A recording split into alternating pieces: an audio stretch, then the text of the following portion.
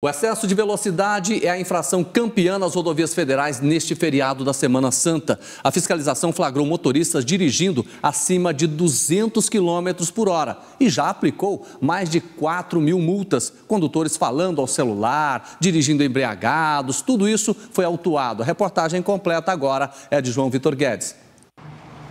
Em 2 dias de Operação Semana Santa, a Polícia Rodoviária Federal já aplicou quase 7.000 multas nas rodovias federais que cortam o estado. Desse total, 4.136 foram por excesso de velocidade. Os motoristas estão tirando o pé da consciência e pisando fundo no acelerador. Ontem, na BR-153, entre Goiânia e Professor Jamil, o condutor desse Nissan Versa foi flagrado a 205 km por hora. No mesmo dia e no mesmo trecho, esse Porsche azul trafegava a 203 km por hora. Foram as maiores velocidades registradas no Brasil durante o feriado. Em 2 dias de operação, a Polícia Rodoviária Federal de Goiás flagrou 122 motoristas dirigindo e falando ao celular ao mesmo tempo. 21 condutores foram autuados por embriaguez ao volante. Um dos casos foi na BR-158, em Aragarças. Várias garrafas de cervejas foram encontradas dentro do carro. O motorista foi autuado por dirigir bêbado. O passageiro, que iria assumir o volante, se recusou a fazer o teste do bafômetro e também estava alcoolizado. Na BR-414, entre Anápolis e Pirinópolis, um homem tentou fugir após perceber a presença dos policiais na rodovia, mas acabou preso. Ele era foragido da justiça por estelionato, estava com a CNH vencida e o veículo apresentava sinais de adulteração. Ao ser submetido ao teste do bafômetro, o equipamento acusou 0,81 miligramas de álcool expelido por litro, quase 3 vezes mais do que o permitido. 0,81. Na BR-452, mais um absurdo. O motorista e o auxiliar de uma carreta que transportava 30 toneladas de soja também estavam bêbados.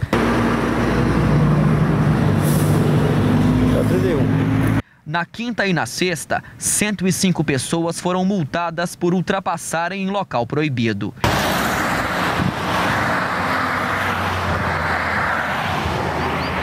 Na BR-414, em Anápolis, o motorista desse ônibus de 65 anos transportava 40 jovens e crianças no veículo que estava com os faróis estragados, sem cintos de segurança e ainda com os pneus carecas. A CNH do condutor e o IPVA do ônibus estavam vencidos. Até o momento foram registrados 11 acidentes, com 9 feridos e nenhuma morte. Olha, quando a gente vê essas imagens aí, é grande demais a irresponsabilidade. Por isso eu quero conversar agora com o inspetor Newton Moraes, que está ao vivo aqui com a gente. Ele é o chefe do setor de comunicação da Polícia Rodoviária Federal. Inspetor, boa tarde ao senhor. Boa tarde, Jordevar. Boa tarde a quem nos acompanha.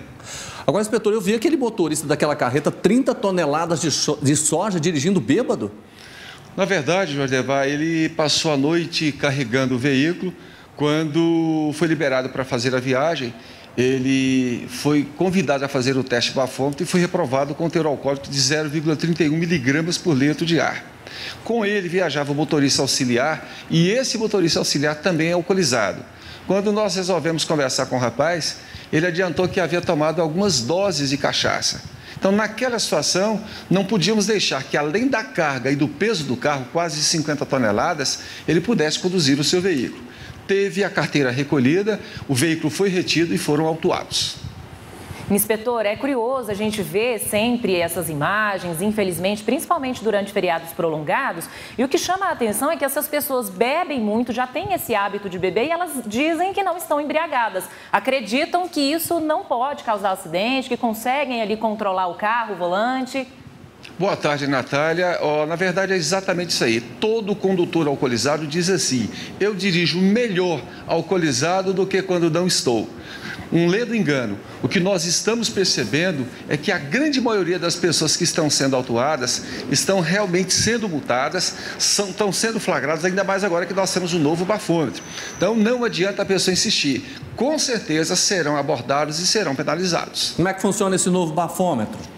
Olha só, Jorge, é um equipamento, até parece uma lanterna, onde 5 centímetros de distância com o ar que o cidadão espelha, ele acaba já indicando o teor alcoólico do cidadão.